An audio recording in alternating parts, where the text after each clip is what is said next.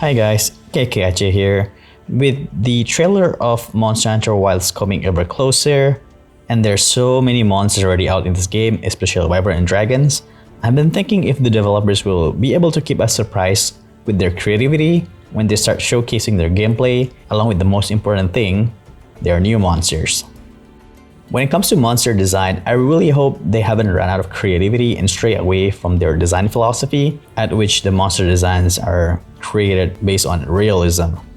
Which I mean by realism in this case, it's not that they're close to our reality, but more like why the monsters look a certain way can be explained with logic. It has to be believable. But of course, there's a little bit of fantasy element of each design monster since the monster evolution has been taken into a certain extreme, I would say. So in this video, I'm going to look for some inspiration for monster designs from other entertainment sources.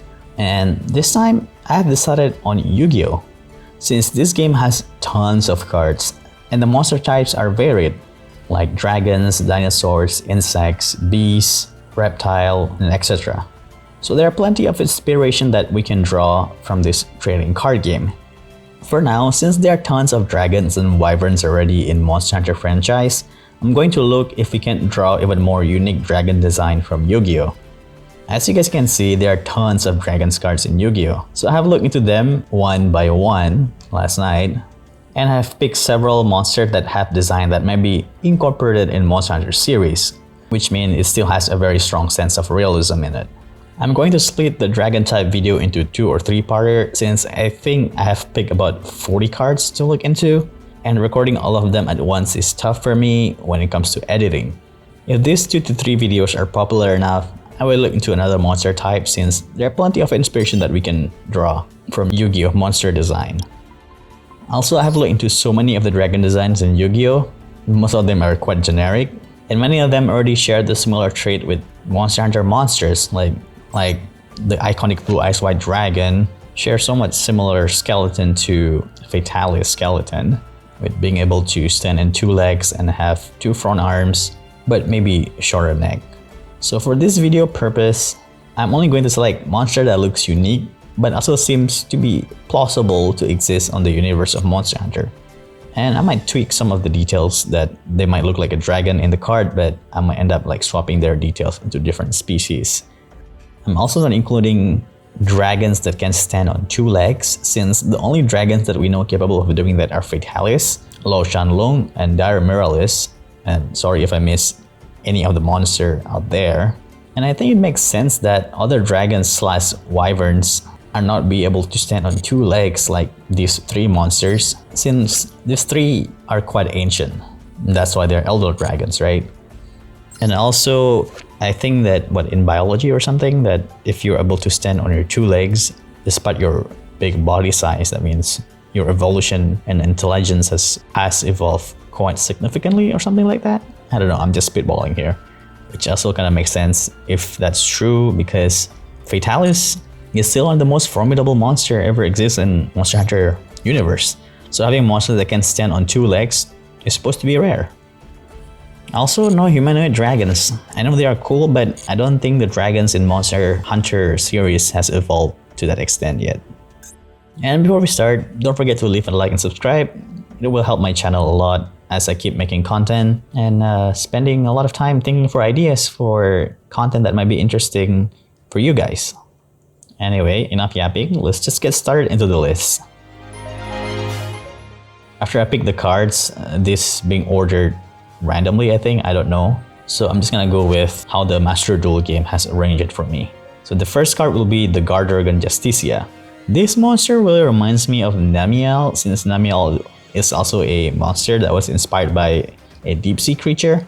I was thinking that there could be a dragon that has a jellyfish property and looks translucent, maybe after consuming things and living in the dark for so long, to the point that it evolves to start emitting light from their own body. If we have Namiel, why can't we have more interesting creature like this? This is quite feasible in Monster Hunter universe, I would say. And the second card will be Luster Dragon. This dragon's wings design is what really caught my attention. When you translate them into Monster Hunter, there could be a monster that had to survive in an environment that prevents them from flying, and causing them to fight with everything they have, to the point that they use their wings as a means to attack, which in consequence they evolve and they lose their ability to fly, and instead their wings has become so tough like steel after a very long time, and of course it loses its webbing. Now maybe they can even use their two wings like a scissors that is used to pincer you from two directions, like how Shogun's Senator pincer is, but with a dragon wings. Pretty interesting concept, I would say. Next is Crawling Dragon. Well, just like the card description, which says this weakened dragon can no longer fly, but is still deadly force to be reckoned with. But for me, instead of weakened, this dragon has eaten so much to the point their body grows too large, while their wings are not growing in size. And because of that, they lose their ability to fly high. This idea seems to be plausible and fun at the same time. When I think about it, I can think of one moveset that it can do, maybe something like it flies slowly and then it loses its strength because its body is too heavy, and it ends up slamming their fat body into the ground to cause a massive shockwave. It's nice to have this kind of goofy monster in Monster Hunter once in a while, I think. And next is What-Tail Dragon. Instead of a large monster, I think this monster can be a small monster or a drake that has symbiosis with a Fulgurbug, much like Xenogear. And I think this is a very feasible idea, as knowing that Monster Hunter Wilds probably will be very large, and having varieties of small monsters will make the world seems to be more alive. And seeing large creatures having symbiosis with like smaller creature like bugs, it's just very fascinating and add a lot of depth into the world. And the next card will be Ryu-Ran. And once again, this could be a very fun monster to have. It's like a small dragon slash wyvern that likes to steal and eat another dragon's egg. Then it uses the eggshell as a camouflage to hide itself from other dragons. And maybe like the hunting process would be like, we destroy the eggshell with our weapons, and it becomes very exposed, and it will try to run away as fast as possible and trying to find a new dragon egg. But you as a hunter might already know its habit, and one of your friends that plays with you already preparing a trap where Ryu-Ran might end up going to steal another dragon's eggs. It's just a very fun idea, I would say. It adds a little bit of flair into multiplayer plays as well. Next is Black Metal Dragon. For this one, I don't know how feasible it is. I was thinking whether we have any monster that has minerals on them. I was thinking like, wait, we do have Uragan, but it is not a flying wyvern.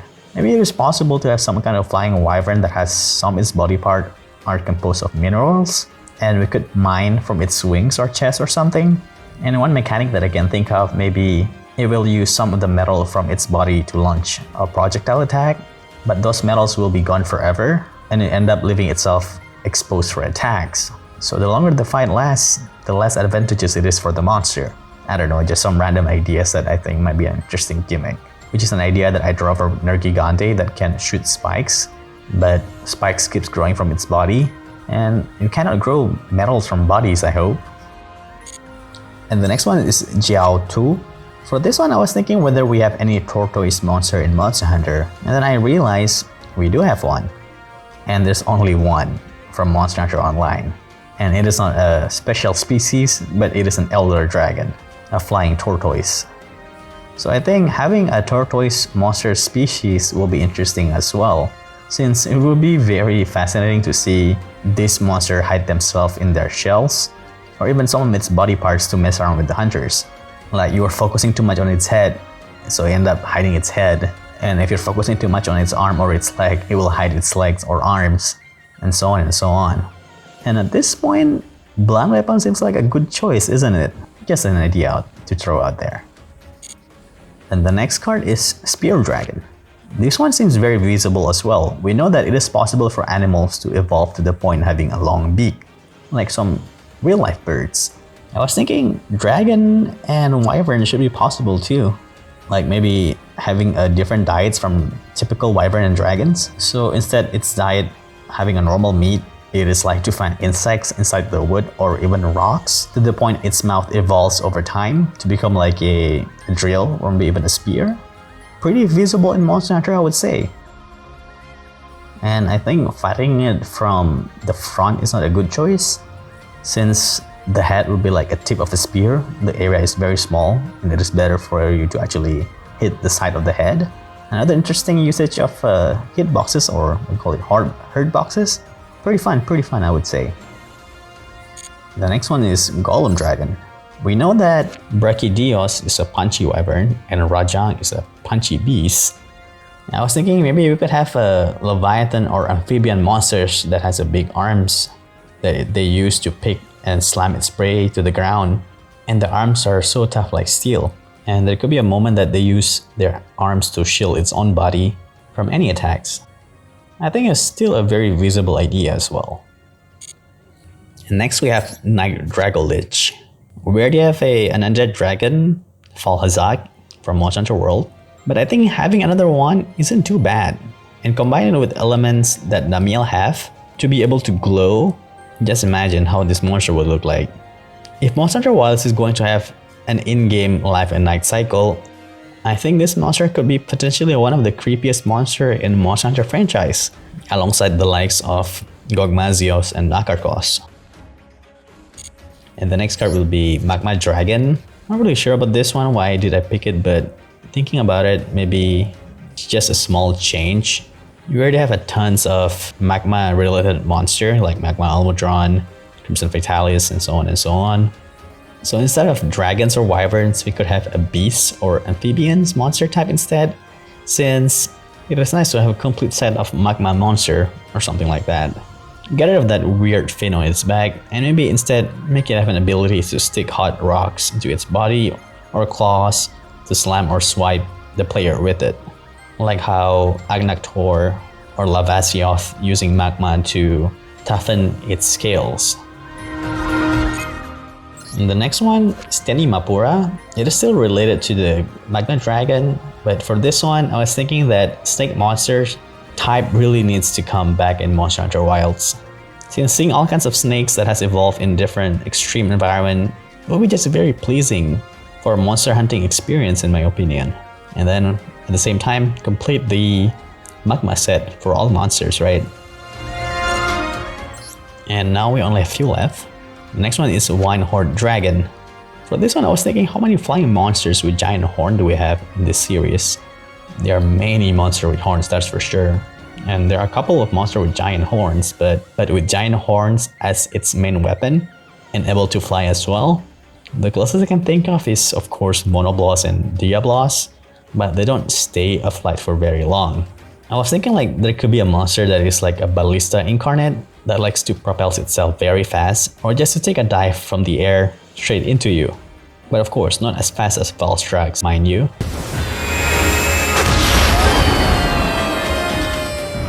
But I think this kind of monster will be very fun to see animated and probably a pain to hunt.